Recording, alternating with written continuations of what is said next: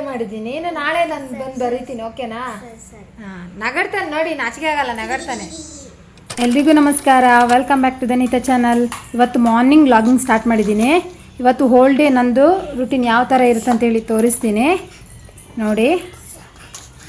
So ಊರಿಂದ ತೆಂಗಿನಕಾಯಿ ತರ್ತೀವಲ್ಲ, ಅದು ಕೊಬ್ಬರಿ ಆದ ನಂತರ ನಾವಿಲ್ಲಿ ಗಾಣ ಕೊಟ್ಟು ಆಯಿಲ್ ತರ್ತೀವಿ. ಸೊ ನಮಗೆ ರೆಗ್ಯುಲರ್ ತೆಂಗಿನೆಣ್ಣೆನ ಯೂಸ್ ಮಾಡೋದು ನಾವು.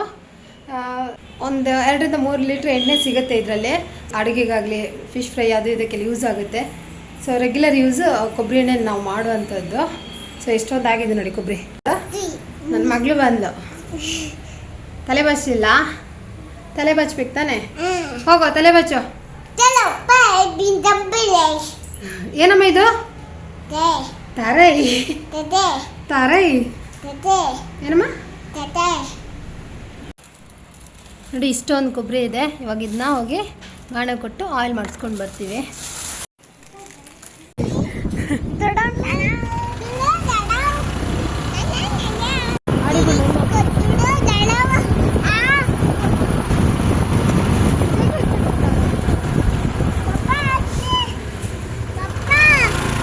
ನನ್ನ ಕೈಗೆ ಎತ್ತದಲ್ಲ.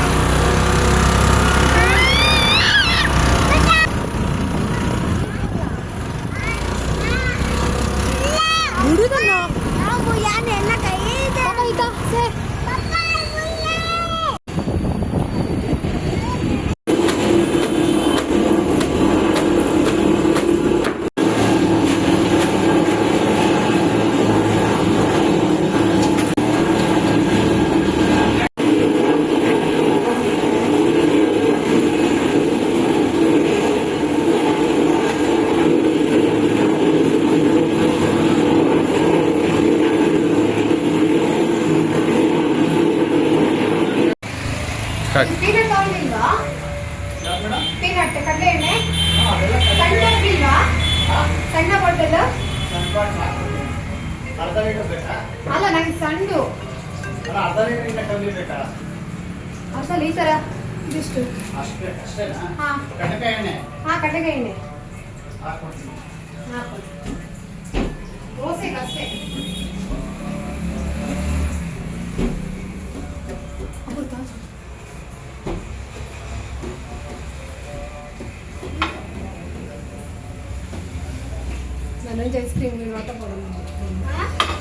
ಕಲೆಗೆ ಎಪ್ಪದನ್ನು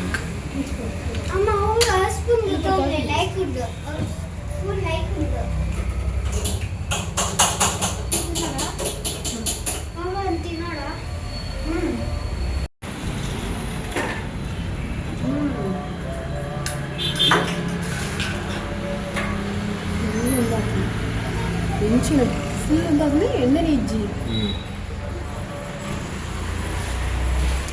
ತಜೋಡೆ ಅಂತ ತಜೋಡೆನಾ ತಜೋಡೆ.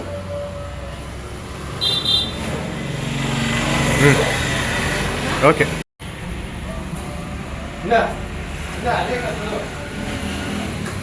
ಅವರೊಬ್ರು ಹುಡುಗ ಇದ್ರಲ್ಲ ಈಗ ಇಲ್ವಾ? ಬಂದಿಲ್ವಾ?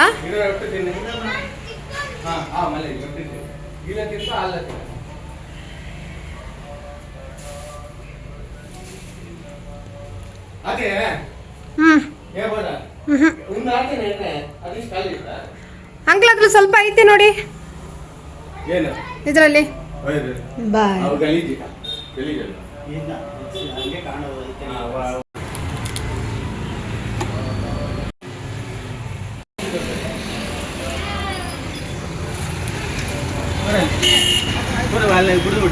ಈ ಕೈ వచ్చేది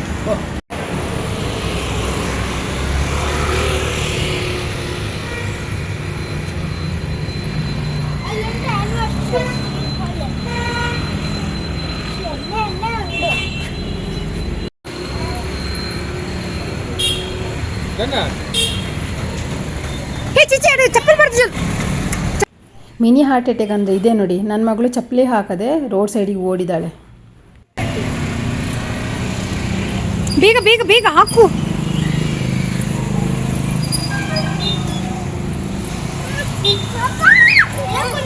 ಅಯ್ಯಯ್ಯ,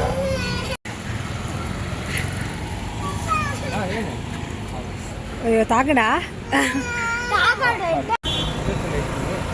ಬಂದಿರ ಮತ್ತೆ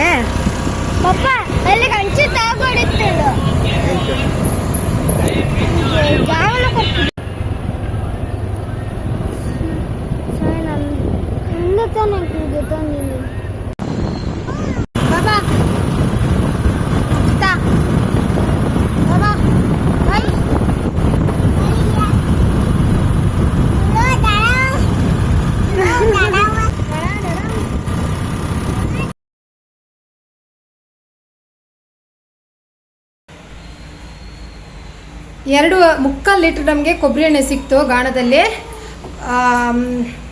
ಇದಿವಾಗ ನಾವು ಪ್ರತಿ ಸಲ ಊರಿಂದ ಬಂದಾಗ ಈ ಥರನೇ ಯೂಸ್ ಮಾಡೋ ಎಲ್ಲ ಆಯಿಲ್ಗಳಿಗೆ ಕಂಪೇರ್ ಮಾಡಿದರೆ ಕೊಬ್ಬರಿ ಎಣ್ಣೆನೇ ತುಂಬ ಕಾಸ್ಟ್ಲಿ. ಇಲ್ಲಿಗೆ 600 ರುಪೀಸ್ ಆಯಿಲ್ ಇದು ಕೊಬ್ಬರಿ ಎಣ್ಣೆ. ಸೊ ಪೀನಟ್ 300 ಸಮಥಿಂಗ್ ಇರಬೇಕು. ನನಗೆ ದೋಸೆ ಕಾವಲಿಗೆಲ್ಲ ಬೇಕಾಗಿತ್ತು, ಸೊ ಅದಕ್ಕೆ ಸ್ವಲ್ಪ ತಂದೆ. ಇದು 200 ml ಇರಬೇಕು. ಹೌದು 200 ml ಇರಬೇಕು, ಅದಕ್ಕೋಸ್ಕರ ಸ್ವಲ್ಪ ತಂದೆ.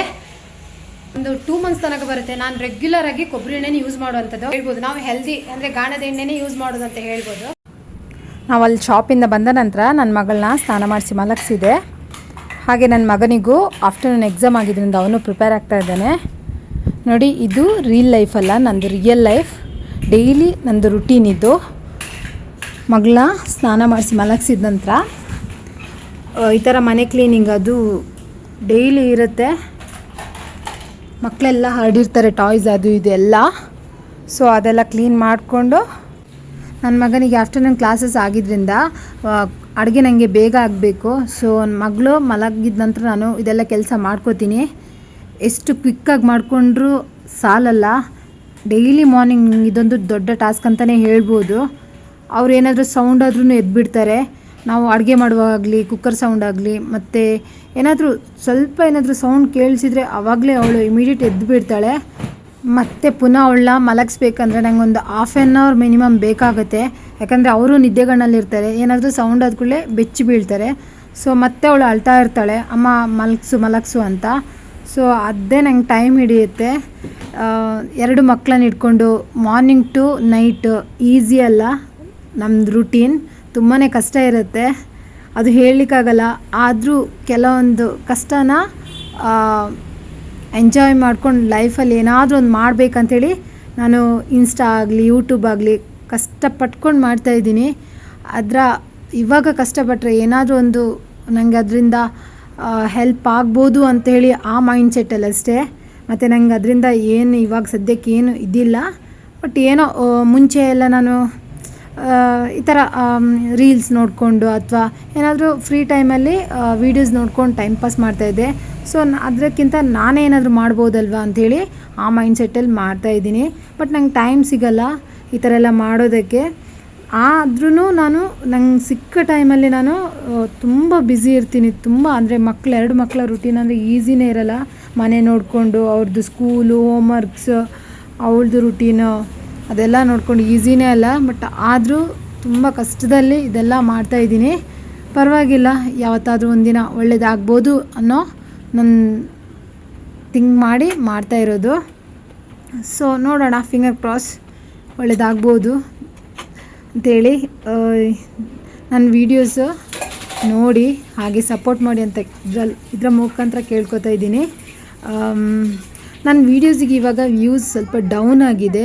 ಅದು ಏನು ಪ್ರಾಬ್ಲಮ್ ಆಗಿದೆ ಅಂತ ನಾನು ಹೇಳ್ತೀನಿ ನೆಕ್ಸ್ಟ್ ವೀಡಿಯೋದಲ್ಲಿ. ನೋಡಿ ನನ್ನ ಮಕ್ಕಳು ಯಾವ ಥರ ಫೈಟ್ ಮಾಡ್ಕೋತಾರೆ. ನನ್ನ ಮಗ ಸ್ಕೂಲಿಗೆ ರೆಡಿ ಆಗ್ತಾಯಿದ್ದೀನಿ ಇವಾಗ ಸ್ನಾನ ಮಾಡ್ಕೊಂಡು ಬಂದು. ಇದು ನಮ್ಮದು ಈವ್ನಿಂಗ್ ರುಟೀನ್. ನನ್ನ ಮಗನಿಗೆ ಎಕ್ಸಾಮ್ ಆಗಿದ್ದರಿಂದ ಪ್ರಿಪೇರ್ ಮಾಡ್ತಾಯಿದ್ದೀನಿ.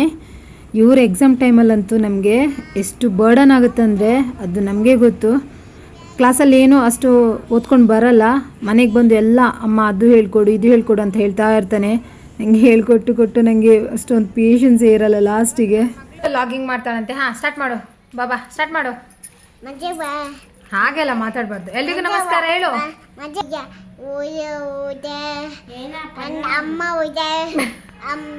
ಅಣ್ಣನಿಗೆ ಎಕ್ಸಾಮ್ ನಡೀತಾ ಇದೆ.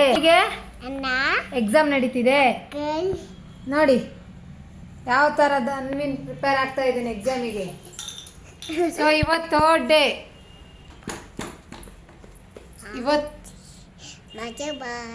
ಇವತ್ತು ಥರ್ಡ್ ಡೇ. ಡೈಲಿ ಲಾಗ್ ಮಾಡಿ ಅಂತಾರೆ. ನಂಗೆ ಈ ಮಕ್ಕಳನ್ನ ಇಟ್ಕೊಂಡು ಲಾಗಿಂಗ್ ಮಾಡೋದಾ? ಯಪ್ಪ ದೇವ್ರೆ, ನನ್ನ ಮಗನಿಗೆ ಎಕ್ಸಾಮ್ಸ್ ಅಂತೂ ಹುಚ್ಚಿ ಆಗ್ತೀನಿ. 1 week 2 week ಇಂದ ಹುಚ್ಚಿ ಥರ ಆಗಿದ್ದೀನಿ. ಪಾತಲೆಲ್ಲ ಅಯ್ಯೋ ನೋಡಿ, ಇಲ್ಲ ಮೊಬೈಲ್ ಎತ್ಕೊಂಡ್ರೆ ಲಾಗ್ ಮಾಡೋಣ ಅಂತ ಮೊಬೈಲ್ ಎತ್ಕೊಂಡ್ರೆ ನನ್ನ ಮಗಳಂತೂ ಬಿಡೋದೇ ಇಲ್ಲ.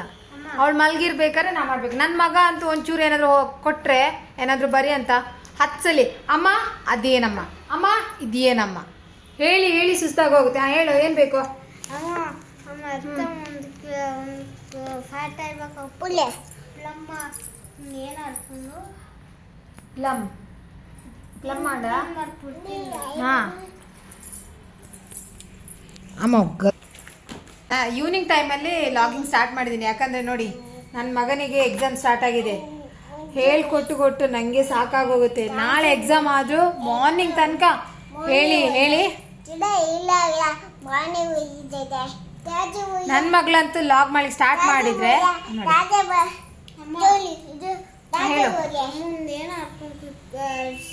ನೀನು ಎಕ್ಸಾಮ್ ಬೇಡ, ನಾನೇ ಬಂದು ಬರಿತೀನಿ. ಇಷ್ಟೆಲ್ಲ ಪ್ರಿಪೇರ್ ಮಾಡಿದ್ದೀನಿ. ನೀನು ನಾಳೆ ನಾನು ಬಂದು ಬರಿತೀನಿ, ಓಕೆನಾ? ಹಾಂ ನಗಡ್ತಾನೆ ನೋಡಿ, ನಾಚಿಕೆ ಆಗಲ್ಲ, ನಗಡ್ತಾನೆ. ಅಯ್ಯೋ ಇವ್ರ ಎಕ್ಸಾಮಿಂದ ನಮಗೆ ತಲೆ ಕೆಟ್ಟೋಗುತ್ತೆ. ಎಕ್ಸಾಮಿಂದ ನಾನು ಯಾವ ಥರ ಆಗಿದ್ದೀನಿ. ಹೇರ್ ಕೋಮ್ ಮಾಡ್ಲಿಕ್ಕೂ ಟೈಮ್.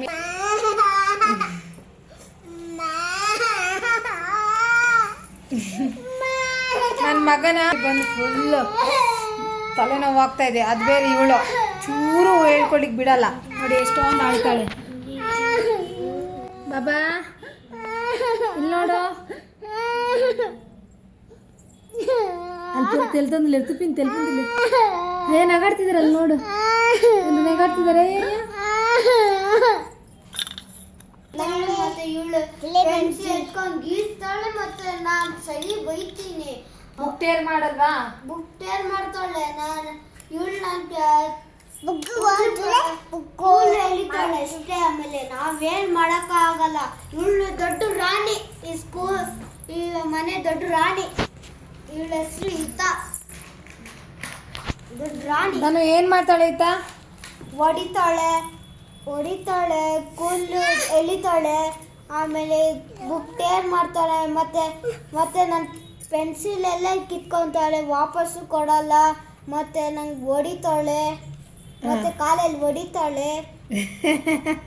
ಮತ್ತೆ ನಾನು ಯಾವಾಗಲೂ ಬೈತೀನಿ, ಆದರೆ ಇವಳು ಸುಮ್ಮನೆ ಇರೋಕ್ಕಾಗಲ್ಲ. ನಾನು ಅವಳಿಗೆ ಯಾವಾಗಲೂ ಹೊಡಿತೇನೆ, ಅವಳು ಸುಮ್ಮನೆ ಇರೋಕ್ಕೂ ನೀನು ಹೊಡಿತಿದ್ಯಾ?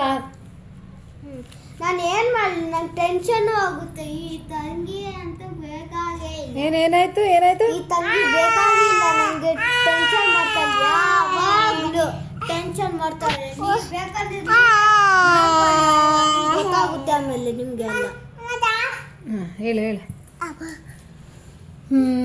ಸೊ ಫೈನಲ್ ಏನು?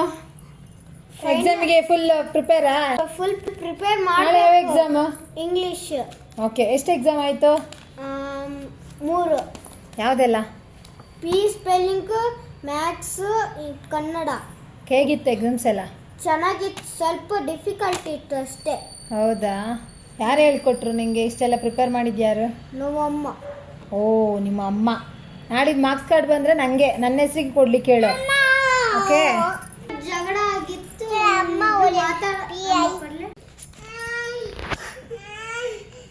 ಸೆಕೆಂಡ್ ಸರಿ. ಏ ಬಿಡು ಅದನ್ನು.